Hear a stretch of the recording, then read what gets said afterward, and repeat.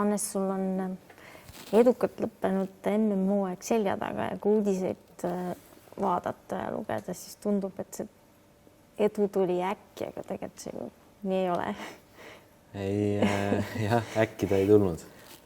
Ta tuli ikkagi, ta oli töö tulemus, ütleme nii, et see ei olnud, minul ei tulnud üleöö mingi silmi pimestav talent ja mootorrattal ei tulnud ka 10 hobujõudu lisaks, et see kogu hooaja siis õppimine ja kogemuste siis nagu kogemuste tulemuseks vormistamine oli see, mis lõpuks selle tulemuse tõi, et mõnes mõttes isegi minul nagu kui see esimene poodium tuli, siis esimene emotsioon oli, et lõpuks ta ju pidi tulema, et mina oleks loomulikult tahtnud, et ta tuleks oluliselt varem, aga jah, ütleme see tulemus oli sihuke kaua tehtud kaunikene, et mis mulle tegi väga head meelt nende poodiumite juures oligi see, et need tulid, kõik need olid välja sõidetud. Need ei olnud ükski selline sülle kukkunud poodium, et nii Prantsusmaal mõlemad need vihmapoodiumid, kus siis lihtsalt olingi kõige kiirem mees sellel nädalavahetusel nendes tingimustes. Ja ka Estorilis tegelikult väga, tempo oli väga hea ja Locatellist ei jäänud üldse kaugele isegi siis, kui ma 3. olin, et see nagu endale kindlustus, et see kiirus on seal ja et need võidki seal võidelda, kui mootorratas kätte sobib ja kõik nagu sobib. Kas sa võtaks need MM-hooajad ja natuke analüüsiks, et mis sa igast aastast ja meeskonnast õppisid? Ja kui me alustame esimesest MM-i sõidust, siis see oli 2015. Ma olin 17-aastane ja kuna ma sellel ajal sõitsin Euroopa Junior Cupis ja viimastel etappidel oli mootorrattaga olnud mingid 2 etappi juba oli läinud aia taha, sellepärast et mootorrattaga olid mingid probleemid, küll läks keema, küll mootor ei kestnud ja kuna punktidega oli nii nagu see punktiseis oli mul juba käest ära libisenud, siis tegime otsuse, et viimase etapile me sõidame seda superspordi MM-i wildcardina ja juba siis tegelikult sama meeskonnaga, kus ma täna siis poodiumit korjasin Kallio Racinguga. See esimene etapp oli väga, väga keeruline. See 17-aastasena oled sa ikkagi suhteliselt noor selle mootorratta jaoks ja seal olid ka pool kuiv, aga jah, kui nüüd tagasi mõelda, siis kõik see kogu superspordi karussell minu jaoks sai alguse Prantsusmaal ja siis selline esimene tulemus suur tuli ka Prantsusmaal, et selles mõttes märgiline koht. 2016 aastal oli ka meil selline ambitsioonikas plaan natuke, et kuigi me juhtisime suve keskel, siis suvepausile minnes me juhtisime Euroopa Junior Cupi, siis astusin sellest tiitli eest võitlemisest siis välja ja tegin viimased 3 etappi supersporti kaasa ja ka need jälle Kallio Racinguga, aga ka need ei olnud nagu, need tulemused ei olnud midagi kohutavat, kas olin äkki 12. ühes ja me olin punktidel, aga need ei olnud midagi sellist, mis mind nagu väga rõõmustaks, et meil oli selge plaan see, et me teeme 3 etappi Kallioga ja siis 2017. 17. aastaks siis jääme Kallioga, et me oleme lihtsalt 3 etappi, alustame hooaega nii-öelda 3 etappi varem. Aga kuna sel hetkel me ei suutnud, siis mina ja meeskond koos, me ei olnud selline komplekt, mis suutis häid tulemusi teha, siis see peale neid 3 etappi jäi nagu katki ja 2017. aasta alguses mina leidsin ennast hoopis Hondaga Race meeskonnast. 2017 hooaeg oli sihuke väga, mõnes mõttes võib öelda, et see oli läbimurde aasta, kuna esimest korda see oli nagu esimene selline tiitel või esimene tiitel, mis ma tegelikult üldse nagu seal Euroopa areenil siis võitnud olen. Võitsin Euroopa superspordi karika, mis oli sellel ajal, see oli minu arvates oluliselt tugevam sari, kui see on praegu. Siis meil oli ikkagi mina ja hollandlane, see Hartog, mõlemad olime pidevalt esikümnes ja saime ikkagi iga sõit peaaegu punkte. Et sellel aastal minu arust võis selle tiitli ära võita siis, kui tegid 1 või 2 head tulemust. 2018 jäin sama meeskonnaga. See 2018 hooaeg võib-olla oli sihuke kõige suurem pettumus minu jaoks kogu nendest kõikidest minu superspordi hooaegadest. Et see 2018 oli sihuke, kus nagu midagi, ma ei teinud nagu midagi erilist enda jaoks. Et kõik olid siuksed enam-vähem okeid tulemused, pidevalt punktidel, pidevalt esikümnes. Aga midagi siukest, mis ennast nagu naerma ajaks ja mis endale väga head meelt teeks, sellist ei olnud. Et ei olnud ühtegi nagu kiiruse sähvatust, mitte midagi sellist. 2019. aastaks siis jäime veel 1 aastaks selle sama meeskonnaga, Race meeskonnaga, Hondadega ja 2019. aastaks see Honda mootorratas, millega me sõitsime, see mudel oli juba olnud muutumata 6 aastat. Et raam ja mootor ja kogu tehniline suured asjad olid juba 2007. aastast sama olnud. Ja siis viimane nii-öelda facelift või viimane isegi näo update oli tulnud 2013, ehk siis see oli oluliselt maas siis Yamahast ja Kawasakist ja MV Agustost, kes siis panustasid mootorratta arendusse, tegid uusi mudeleid, homologeerisid uusi detaile mootorile, tegelesid reaalselt arendusega. Honda jaoks oli 2013 nad võitsid Van der Margiga maailmameistritiitli ja peale seda nad ei olnud supersporti panustanud absoluutselt. Ehk siis me olime nii-öelda vana mudeli mootorrattaga üks vähestest, kes Hondaga üldse olid jäänud. Sellegipoolest me suutsime teha tegelikult mõned väga kõvad esitused, et 2 korda kvalifikatsioonis 4. olla, parim tulemus äkki oli 6. või 7. ja need olid ikkagi väga nagu selle kohta, selle mootorratta kohta, meie võimaluste kohta, need tulemused olid kõvad ja just need kiiruse sähvatused, et see kiirus on seal, aga lihtsalt seda ei ole võimalik teha kogu sõit, see on nii üle piiri, et see oli ikkagi see, et see tegi nagu tuju heaks, et endale kinnitas, et ongi see kiirus on olemas, et pidevalt oled esimene Honda ja lihtsalt ongi sellest mootorratast ei olegi võimalik rohkem välja võtta. See oli nagu väga hea tunne. 2019 aasta lõppes, siis oli meil oli nagu selge, et enam ei ole raisata aastaid siis selle peale, et oletada, et oled kiire. et siis oli vaja nagu see otsus teha, et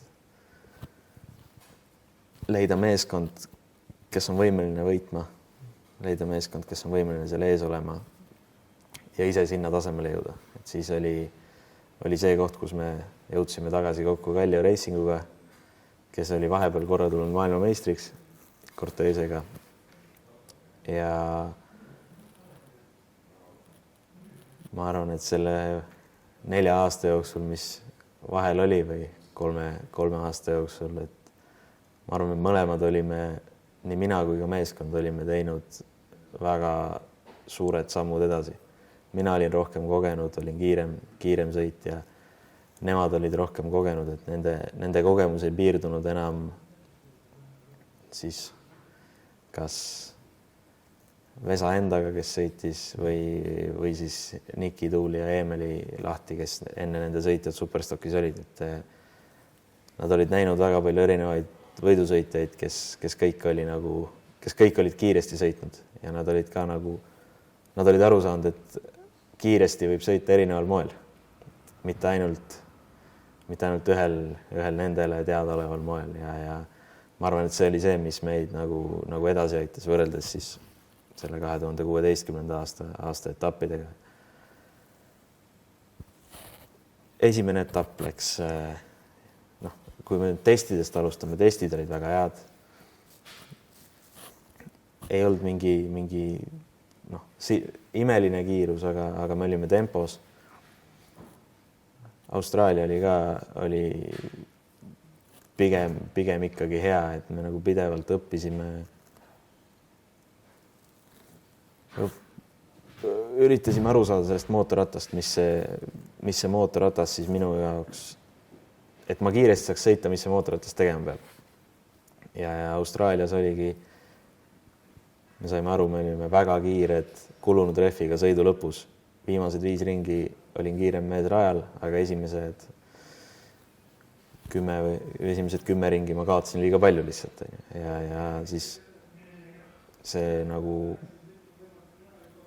Austraaliast minema koju lennates pigem ma olin enesekindel, et see vundament või see lava, kus me olime, sealt oli väga hea nagu edasi ehitada. Siis jäi kogu maailm haigeks. Me saime olla märtsi algusest juuli lõpuni kodus, teha trenni, ei tea mille jaoks, ei tea, mis ajaks valmis peab olema. Ja samas kogu aeg ju treenisid, et nagu arendasid tsiklit. Jah, me tegime, meil oli trennimootorratas Eestis, me saime sõita kas 1000 kilomeetrit või üle 1000 kilomeetri isegi Pärnus siis ja see trennimootorratas tuli, kui ta kevade algusest tuli meile täiesti Austraalia seadega, mina olin täiesti veendunud, et ma võtan selle mootorratta ja sõidan kõik enda ajad ja siis Pärnu kõik rekordid sõidan üle. Reaalsus oli see, et ma sõitsin täpselt sama aega, mis ma olin 4 aastat varem sõitnud siis vanamudeli Yamahaga ja mitte ühtegi sammu edasi poolt teinud. Ja siis me sõitsime ja kas äkki kui 300 kilti oli sõidetud, siis me isaga arutasime, et kui 500 kilomeetriga seda mootorratast niimoodi sõitma ei pane, et see alla siis 14 või selle superbike'i aja üle sõidab, et siis me vist ei suudagi. Ja kui 400 lõppu, mõned kilomeetrid enne seda 500 tuli see 13.6 äkki Pärnus ära ja ehk siis me tegime selle mootorratta üle sekundi kiiremaks võrreldes Austraalia seadest.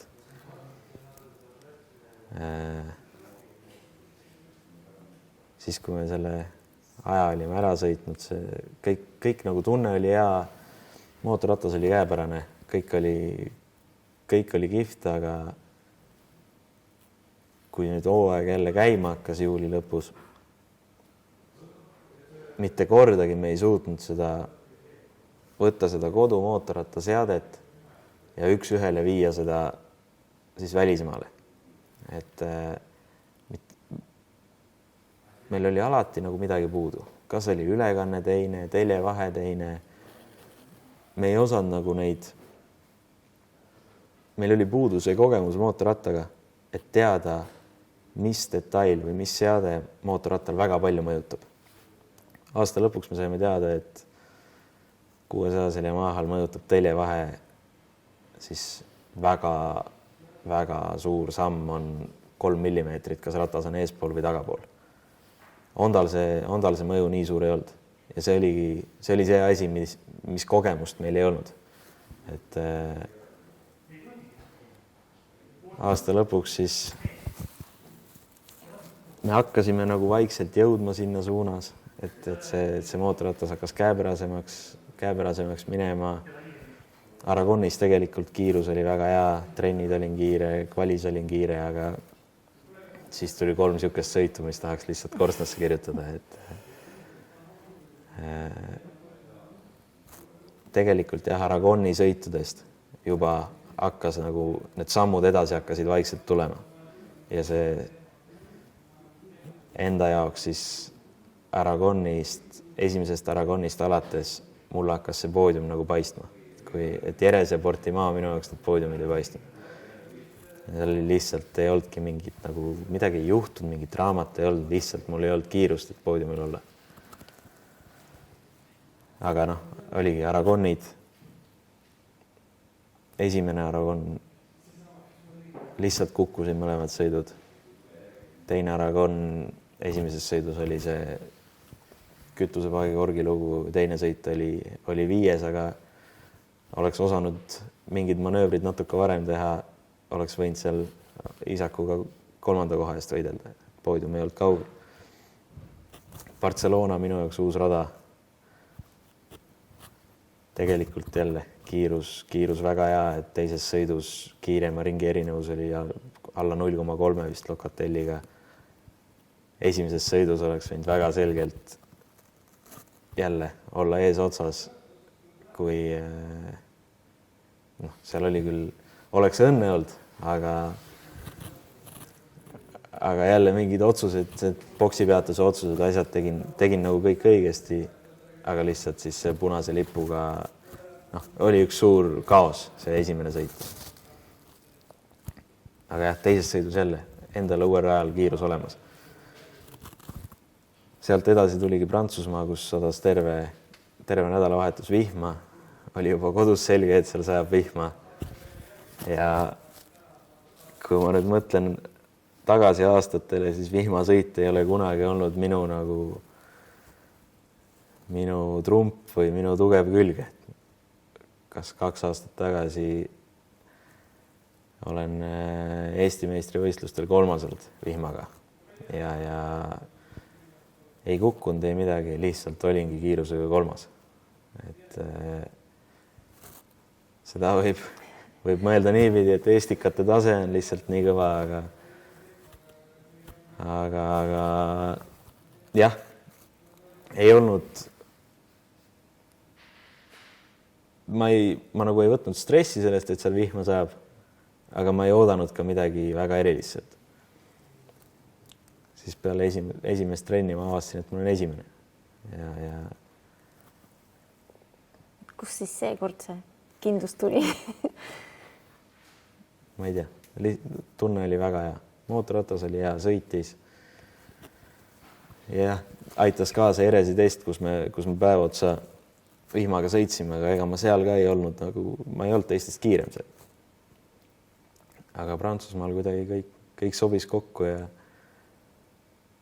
siis, kui sa selle ühe trenni juba esimene oled, siis seda enesekindlust jagub järgmistesse trennidesse ka. Ja väga seal Prantsusmaal see julgus sõita sellise mootorrattaga, sellise seadega, mis ei olnud nagu tavaline. Ma arvan, et see tasus ka ära. Et me vaatasime pärast etappi, et minu mootorratas vihmaga oli siis jäigem kui kui meeskonnakaaslase kuiva mootorratas, mis tavaliselt on täiesti, peaks olema vastupidi. Et kui kuiva ja märja ilma mootorrattaid võrdled, siis tavaliselt märja ilma mootorratas on 10% pehme. Aga see loogika meie jaoks oli ka siis näitas seda, et ka kuivaga ma ei peagi samasuguse mootorrattaga sõitma, nagu on keegi teine sõitnud, ja see andis nagu endale enesekindlust juurde, et seda siis Pärnus leitud seadet nagu rohkem läbi suruda ja rohkem kindel olla selles. Ja Portugalis siis oligi, Estorili alustasime põhimõtteliselt 1-1 selle seadega, millega me Pärnus olime kiiresti sõitnud. Me olime küll tulnud suure pika ringiga sinna, et siis sellest meeskonna seadest väikeste sammude haaval jõudnud sinna maale. Aga põhimõte on sama, et me olime lõpuks sinna tagasi jõudnud, kus me juba aastal korra olnud olime. Ja seal see töötas. Et see kokku see tuli kõik siukse kogemus mootorrattaga. Hakkasime meeskonnaga sama keelt rääkima. Kui ma ütlen, et mootorratas ei keera, siis nad teavad, mis see tähendab, et ei keera. Ja eks see suhe läks nagu aasta lõpuks siukseks, mis võimaldas meil nii head tööd teha. Et sa ütlesid, et terve maailm jäi haigeks. Räägi natuke sellest ka, kuidas see mõjutas nagu tervet sarja ja sinu aastat. Et ma ei tea, alates sellest, et pealtvaatajaid ei olnud etappidel enam. Ja see pealtvaatajaid ei olnud. Veider tunne on küll tühjade tribüünide ees sõita. Prantsusmaa oli ainuke, kus lubati mingid 1000 pealtvaatajad. Aga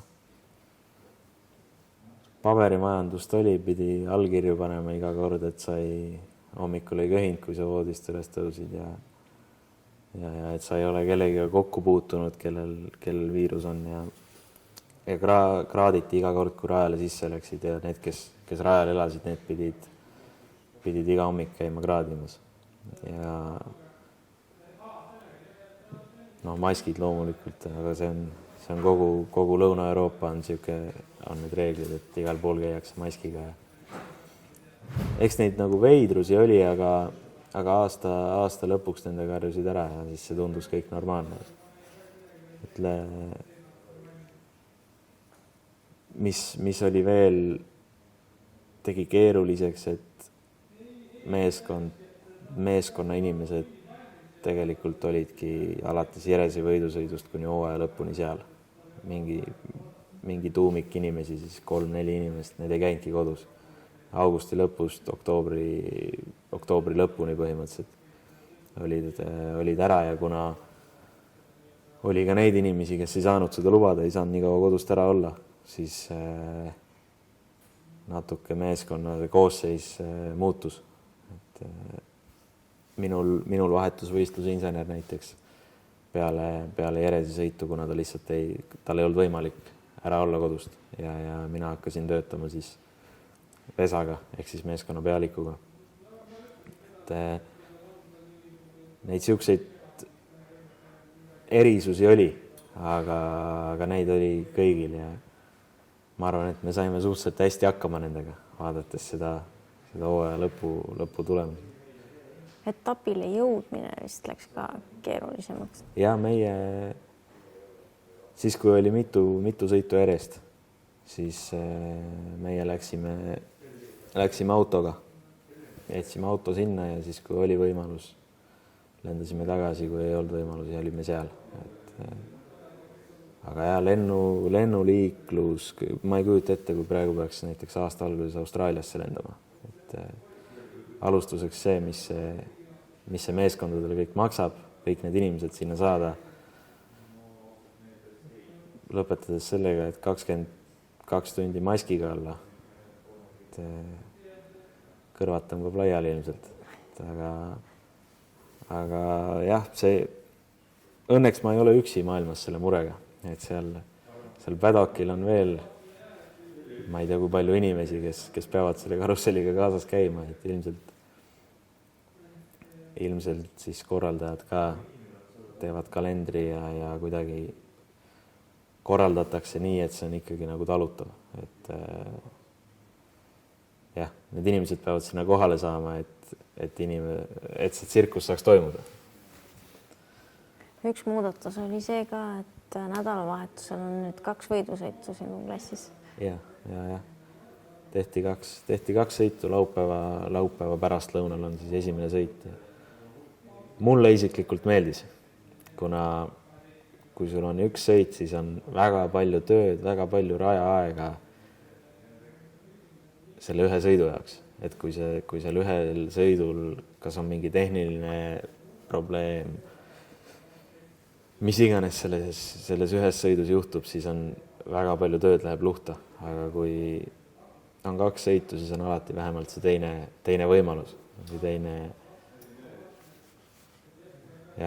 Teine võimalus, et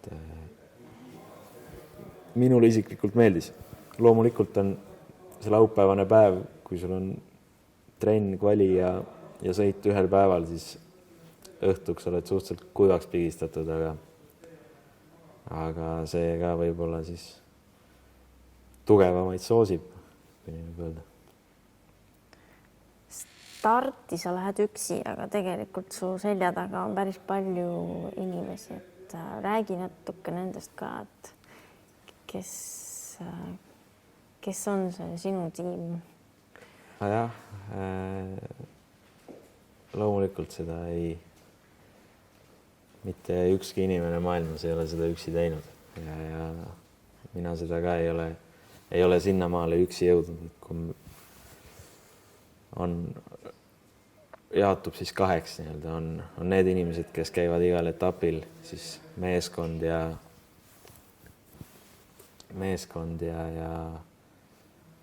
ongi nagu meeskond ja siis on need inimesed, kes on kodus, aga on minu selja taga ja teevad kõik tööd selle nimel, et ma saaks seal olla ja teha seda ja püüda oma seda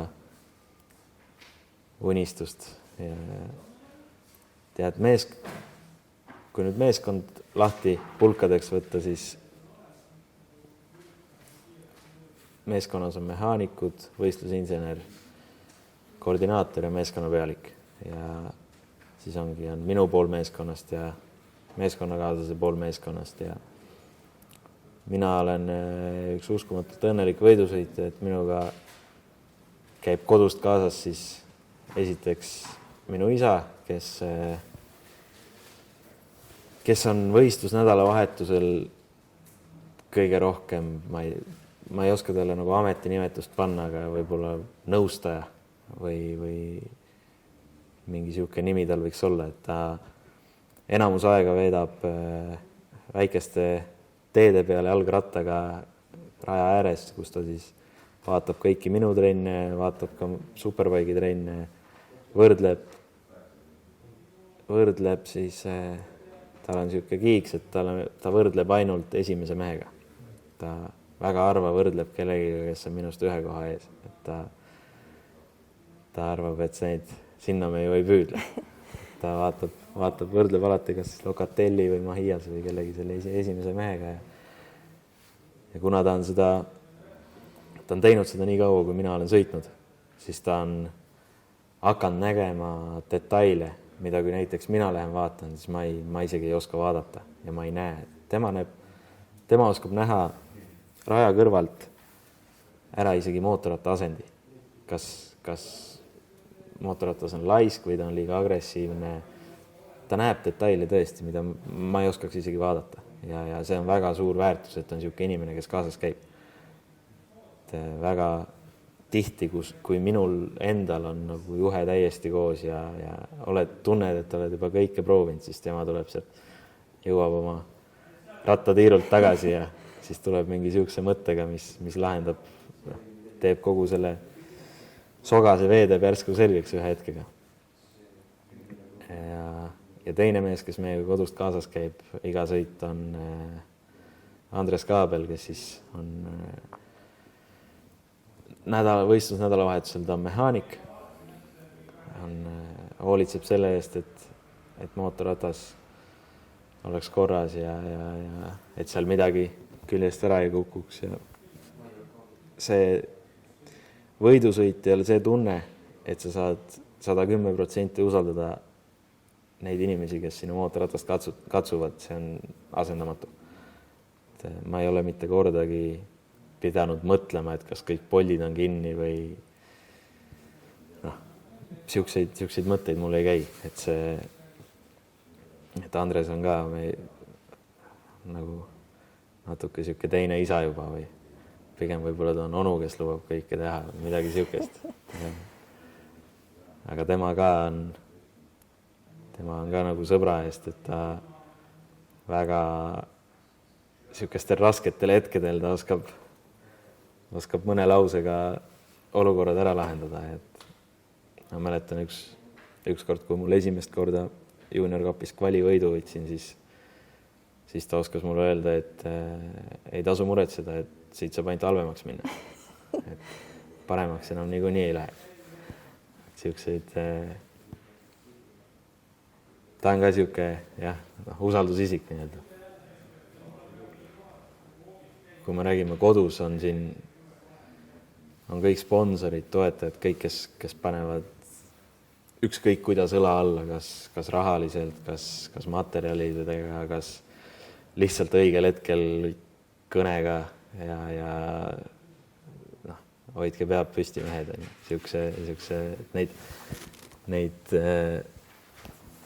Neid inimesi on nii palju, pluss siis veel loomulikult kogu see meeskond kodus, kes mida teeb, kes teeb kodulehte, kes teeb materjali, kes kirjutab pressiteateid, need inimesed on kõik. See panus on siuke, ilma milleta ei saa, et kõigil on oma see roll, mida nad väga hästi ja professionaalselt täidavad ja selge on see, et kui neid inimesi ei oleks, siis mina ei oleks seal ja ei oleks mul kodus kapi peal neid karikaid ka. Siis on vanaema ja vanaisa, kes laulavad sulle, kui sa tuled poodiumile. Vanemad vanaisad, kellele see MM-i poodium ei lähe veel nädalaid üle. Ja muidugi pere on, see perepanus on siuke, mida ei saa alahinnata ühelgi juhul. Et mul veel lapsi ei ole ja ei kavatse veel lähiajal saada ka, aga ma isegi ei kujuta ette, et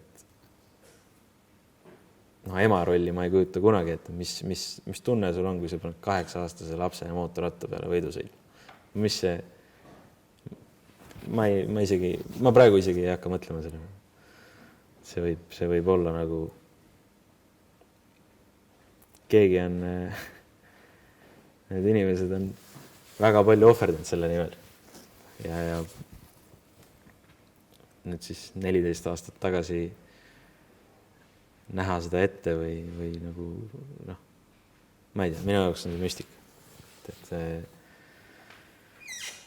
ma loodan, et need 3 karikat siis midagi nagu tasus tagasi või et need inimesed naudivad seda nii palju, kui nad väärivad seda nagu nautimist. Et see,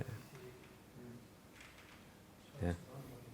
Mitu korda sa oled näinud autode multikat? Ma ei tea ühtegi inimest, kellel see niimoodi peas oli. Ma ei tea, kas 3-kohaline number on, aga lähedale. See tuli minu jaoks täpselt õigel ajal ka, kui DVD hakkas läbi paistma mingi hetke. Et sa kindlasti ei taha või ei saa veel rääkida, mis tiimis sa järgmisel aastal oled, aga kindlasti oled mõelnud, et mis sa treeningus või ettevalmistuses või mis muudatusi sa tahaksid järgmiseks aastaks teha? üks suur asi, või nagu suur eesmärk, mis järgmine aasta on võimalikult palju teha siis sama inimeste grupiga tööd, et suur unistus on see, et oleks ka võistlusinsener, kas keegi Eestist või keegi, kes saab kodustel testidel osaleda. Et kui see inimeste grupp, siis see meeskond, et kui need ei ole 3 inimest, mina, isa, Andres, vaid seal on ka, kui seal on üks inimene veel, kes oleks näiteks võistlusinsener, kui me saaks nende inimestega kodus selle töö ära teha, siis oleks seda kindlasti väga palju lihtsam viia ka sinna MM-i võistlustele. Et kui me teeme selle töö isaga kodus ära, isa ja Andresega, siis mõnes mõttes me peame ikkagi neid tulemusi nagu kaitsma ja neid tulemusi tõestama, selle töö tulemusi, mis me oleme teinud. Aga kui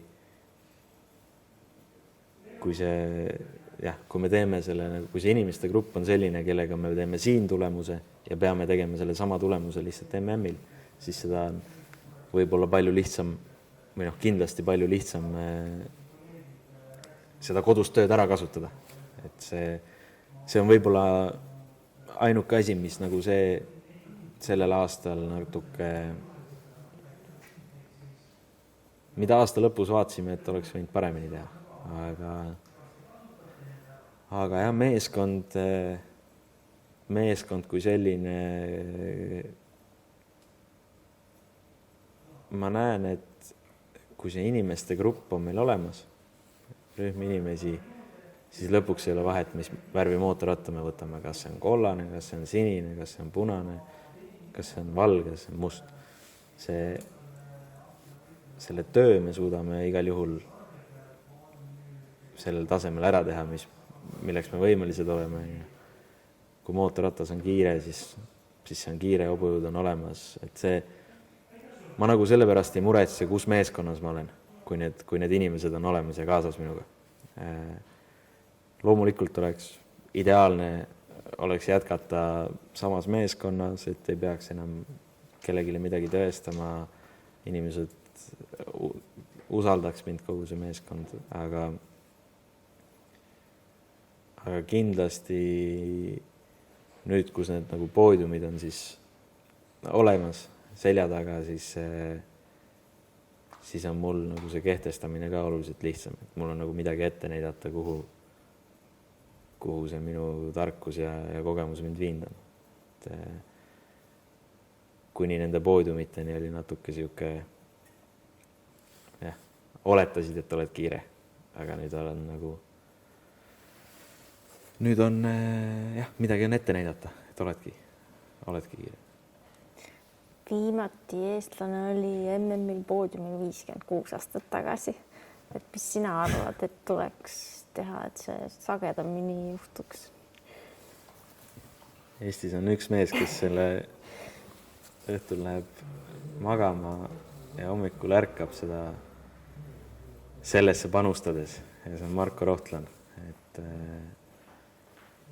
enne kui mina alustasin võidusõitmisega 2006, siis Eestis ei olnud ringrajas, Eestis ei olnud sellist nagu noorte süsteemi või trenne või midagi sellist. Ja sellepärast minu esimene kokkupuude ringraja mootorrattaga oli Saksamaal. Esimesed võidusõidud, kõik asjad. 2006 kuni 2012 mina sõitsin Saksamaa noorte sarjades, Adak Minibike Cup, Adak Junior Cup. Ja ma täiesti saan aru, et kui suur nagu see panus siis vanematelt, isalt oli, et mind vedada sinna, et need kaasas käia, et võimaldada mul seda teha. Ja seda võimalust ei ole ilmselt paljudel kiiretel noortel, kes võiks võiks sinna poodiumile jõuda. Aga kuna Markol on lastetrenn, noored sõidavad 300-stega, et tema nagu väga selgelt on selle süsteemi loonud, mis minu ajal siis puudus. Et sealt Marko juurest on nagu võimalik alustada ja siis liikuda edasi kas siis Saksamaale, Euroopa noortesarjadesse, kuhu iganes. Ja loomulikult on see, et ka minu siis kogemus ja ilmselt mingid kontaktid ja asjad võivad kunagi kasuks tulla. Et praegu nüüd ma tunnen, et mul on iseendaga käed tööd täis, et ise seal võimalikult häid tulemusi teha ja võimalikult kaugele jõuda. Aga selge on see, et kui ma ühel päeval ära lõpetan, siis ma kõiki neid telefoninumbreid ära ei kustuta ja kõiki sildu ei põleta. Et mul oleks võimalus üks päev võib-olla tagasi minna mõne noorega sinna ja näidata, et see on nüüd minu järeltulija. Et see on nüüd see järgmine Eesti mees. Aitäh!